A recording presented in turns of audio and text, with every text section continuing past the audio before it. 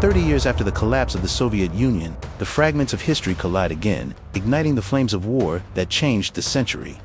And the story begins with a promise that was never kept. Welcome back to the Deep Dive. Today we're tackling a really critical and complex topic, the Russo-Ukrainian War. We've got sources that give us this incredibly dense chronology, basically tracing everything from the fall of the Soviet Union in '91. All the way up to the strategic maneuvering we're seeing in, 2025. Exactly. So our mission today is to cut through all that history and pull out the key nuggets. We want to understand how we went from these initial promises of sovereignty to a full-blown war of attrition. And we have to focus on the economic pressures and the strategic stakes. Right, because so much of this is rooted in these broken international commitments. And that's the perfect place to start, that framework of commitment. I mean, when the USSR collapsed, these new countries inherited enormous problems. Not bigger than the nuclear arsenal on Ukrainian soil, right? The third largest in the world. Yeah. So understanding the agreements made to handle that situation is, it's absolutely crucial. They set the precedent for everything that came after. Okay, so let's start there. That foundational period, 1991 to 2003, Ukraine's push for independence was overwhelming. It wasn't even close. The source material highlights this staggering referendum in 1991. What was it? 92.26% of voters supported sovereignty. Wow, so a completely non-negotiable national decision. An unambiguous mandate. And that led directly to the central agreement of that whole post-Soviet era, the 1994 deal. The Budapest Memorandum. That's the one. Under that deal, Ukraine and also Belarus and Kazakhstan, they all agreed to dismantle the Soviet-era nuclear weapons on their land. And in return, they got a guarantee. A huge one, a comprehensive guarantee. Russia, the US, and the UK all solemnly committed to respect the independence, the sovereignty, and critically, the existing borders of those three states. And, this isn't just some historical footnote. The violation of that promise later on, it just changed everything. It taught a really harsh lesson about the value of those kinds of guarantees, unfortunately. And the cynicism, it starts to creep in almost immediately. Just 3 years later, 1997, you have the Black Sea Fleet Agreement. Right.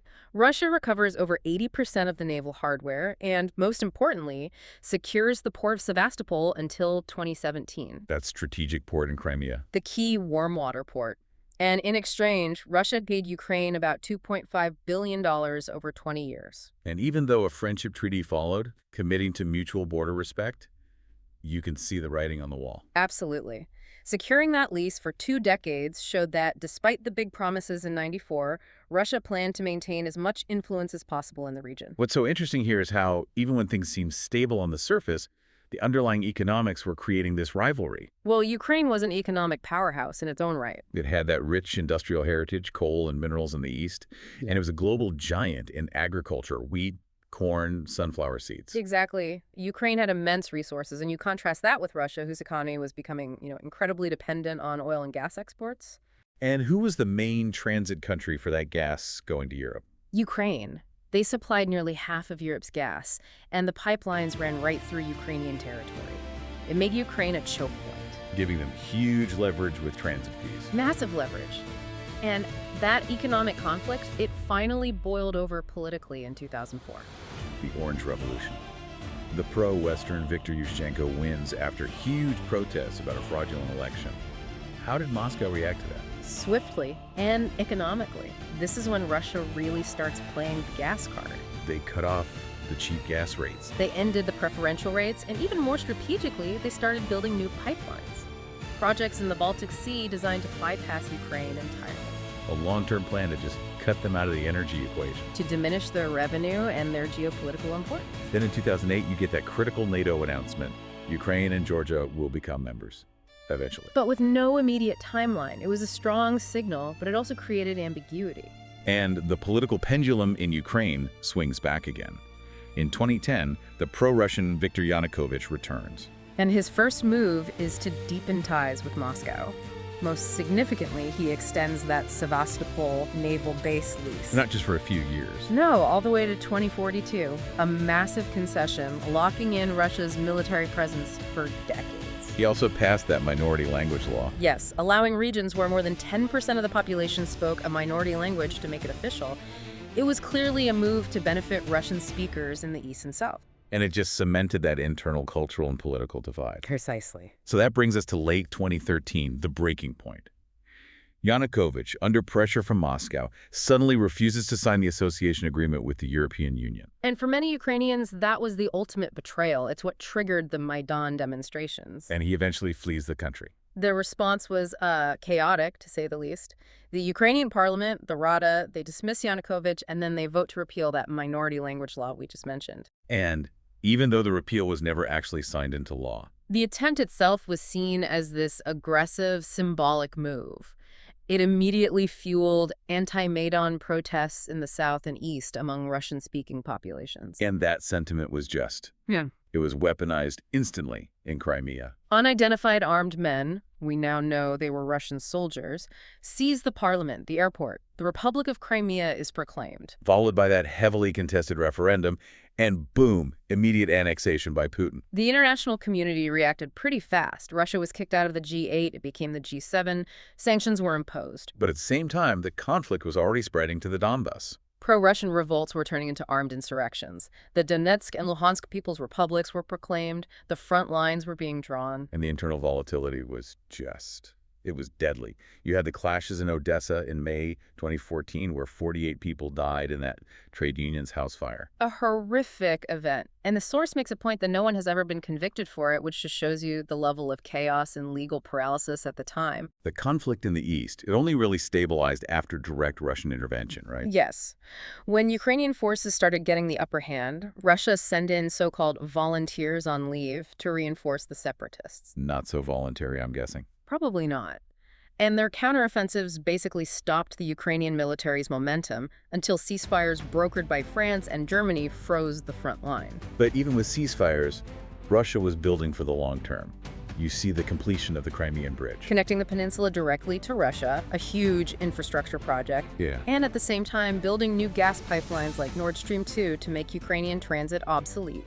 And then they start asserting military control over the Black Sea, the 2018 Kerch Strait incident. That was a major escalation. Despite a 2003 treaty guaranteeing free navigation, Russia blocked the strait and captured 3 Ukrainian naval ships. There's a clear shift from economic leverage to, military force. Absolutely. Then in 2019, Volodymyr Zelensky is elected, promising peace, but he also pushed hard for NATO membership. And for Putin, that was the ultimate red line. The deadlock was total.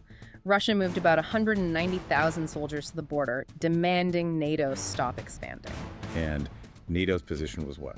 That a sovereign state has the right to choose its own alliances, they refuse Russia's demands, and that impasse is what led directly to the full-scale invasion.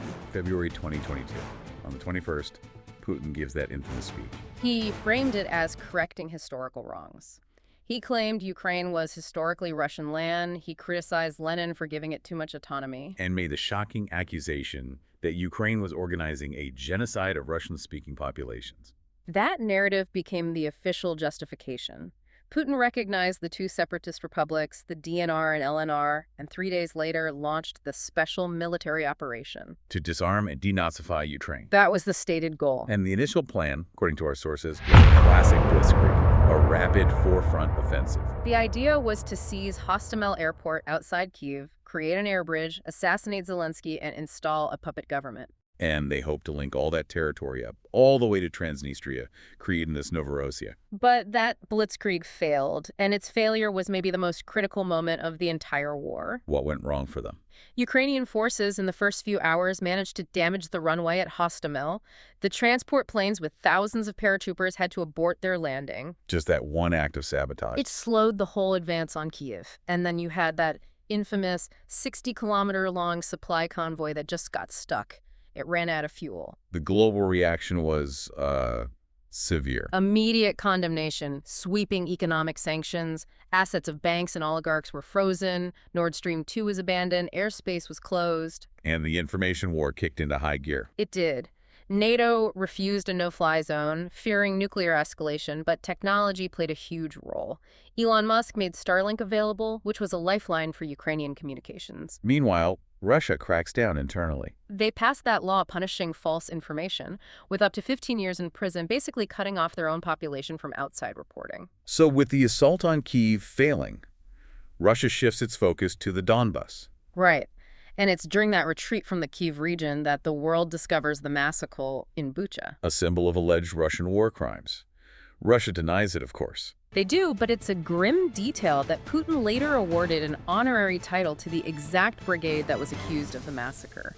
As the strategy shifted, Russia started relying more on expendable forces. That's where the Wagner Group and Yevgeny Prigozhin became so prominent. He started recruiting directly from prisons. The deal was 6 months of service for a partner. Yes. It was a brutal meat grinder strategy, but it allowed them to keep pushing until Ukraine launched a massive counteroffensive, taking back over 10,000 square kilometers in a week.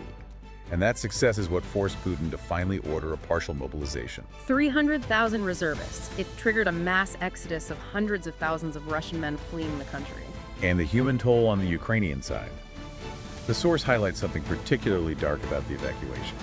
Yes, the official Russian figures state 2.5 million Ukrainian civilians, including over 400,000 children, were evacuated to Russia. Putin then passed decrees to make it easier to adopt them and give them citizenship.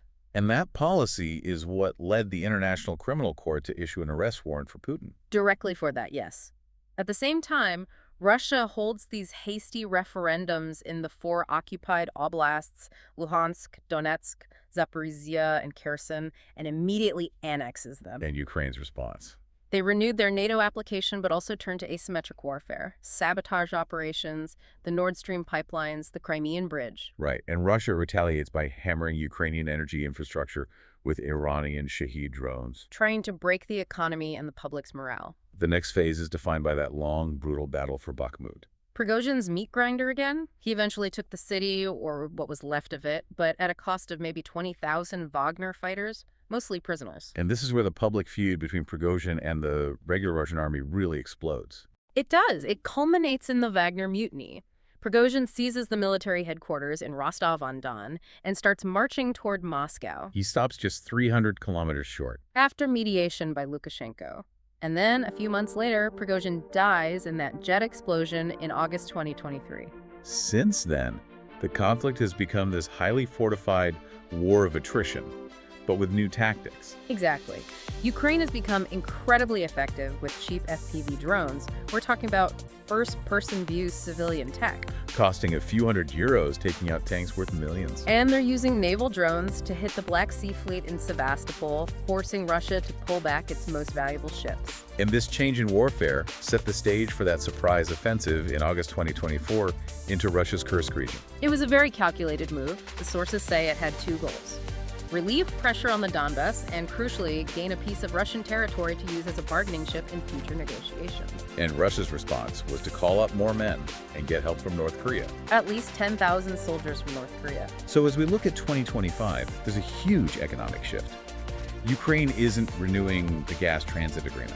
No, they're pivoting, relying on U.S. liquefied natural gas delivered through ports in Greece.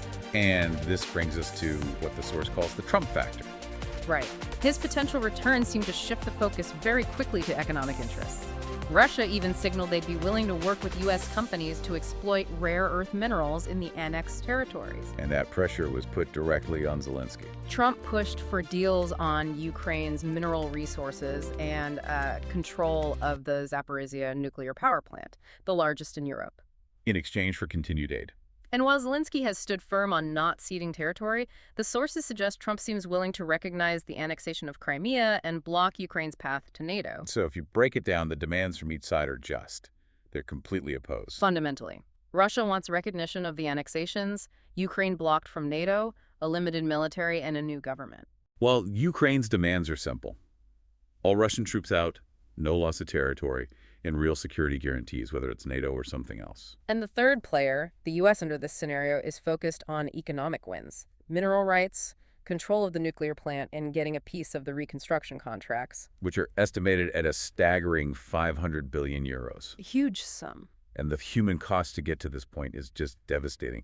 For Russia, estimates are anywhere from 100,000 to 250,000 killed, 700,000 wounded. An effort financed by a wartime economy and, shadow sales to India and China. For Ukraine, 46,000 soldiers killed, 380,000 wounded, and around 10 million people either displaced internally or exiled. A tragic, tragic cost. So this has been a profoundly complex journey. We started started with these solemn promises in the Budapest Memorandum, Guarantees of sovereignty. which then shifted to economic warfare over pipelines, and now we're in this brutal military deadlock defined by red lines and drone warfare. But what's interesting is how the war in some ways really clarified the map. I mean, Ukraine's turn toward the EU is now irreversible. Accession talks are And happening. ironically, Putin's actions massively accelerated NATO expansion. Exactly, with historically neutral Sweden and Finland joining. Yeah. But here's a final thought for you to consider. When you look at those U.S. negotiating demands, which are so explicitly centered on controlling resources, the minerals, the nuclear power plant, you have to ask yourself a question. Okay. How has this conflict shifted from a war over territory like the Donbas or Crimea to a war that seems to be focused on controlling critical resources and infrastructure?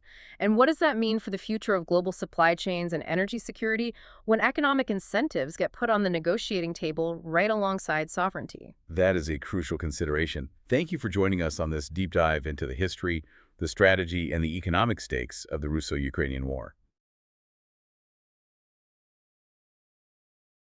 If you want to learn more about the historical stories being written every day, subscribe to Turning Point to see the next episodes.